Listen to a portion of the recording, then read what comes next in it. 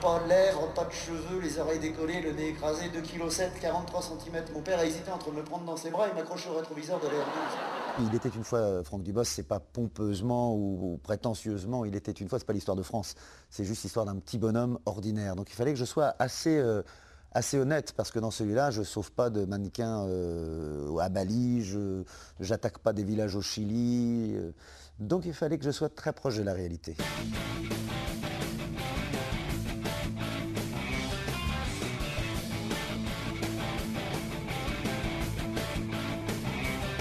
C'est clair pour tout le monde, hein, j'ai 14 ans. Ce sont des petites choses qui sont fausses, comme ma première relation sexuelle, où je dis Simone, une Anglaise.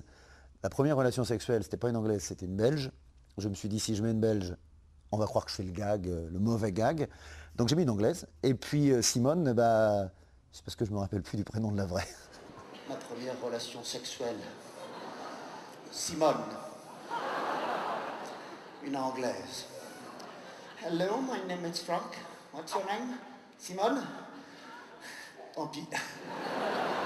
You and me like fudge? Fudge, on se parle un petit peu avant quand même. Et là, elle a dit yes. Je n'ai pas beaucoup d'accessoires en général, mais je voulais avoir une veste et une valise quand j'arrive à Paris. C'est mon arrivée à Paris, je dis voilà, 2 octobre 1983, je vous présente la vraie veste et la vraie valise. La veste est fausse, je vous le confie, mais la valise est vraie. C'est la vraie valise, je joue avec la vraie, sur laquelle il y a l'adresse, ma première adresse à Paris. Et ça m'émeut à chaque fois, parce que pour le public c'est rigolo, la valise est pourrie, la veste est pourrie, mais moi je tiens dans la main cette valise et j'entends derrière moi Paris-Saint-Lazare, terminus de ce train. Et c'est un court moment où, même si le public rit, moi, je retrouve le vrai Franck qui est arrivé à Paris à 20 ans.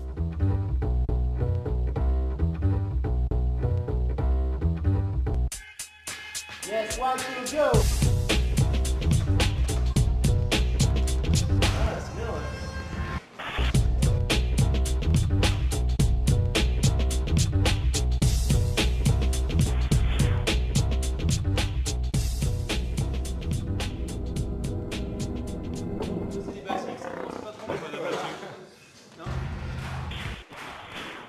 On a fait plein d'essais d'affiches. Il y avait même une affiche où je me retrouvais encore à moitié à poil. Puis on s'est dit non, parce que c'est pas un virage, mais c'est un autre Franck qu'on veut montrer un tout petit peu plus classe. Puis je raconte ma vie. Je cherchais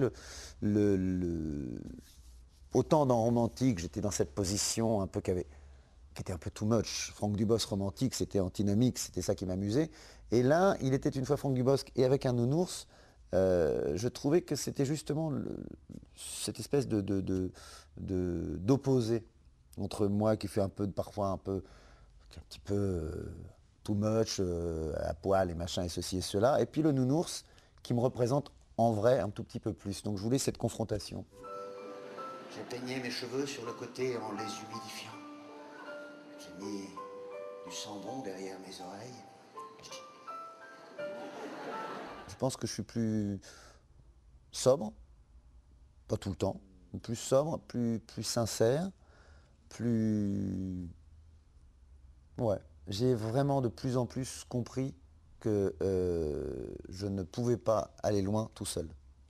Ça, c'est une autre chose aussi. C'est qu'on avait besoin des autres et de la générosité, qu'il fallait en donner pour en recevoir. Au début, on croit qu'on se dit, mais pourquoi on ne me donne pas? Puis on oublie que nous, on ne donne pas beaucoup. J'ai compris tout ça. Puis la sincérité. Je pense que je suis plus honnête envers moi-même déjà, et envers le public, donc forcément.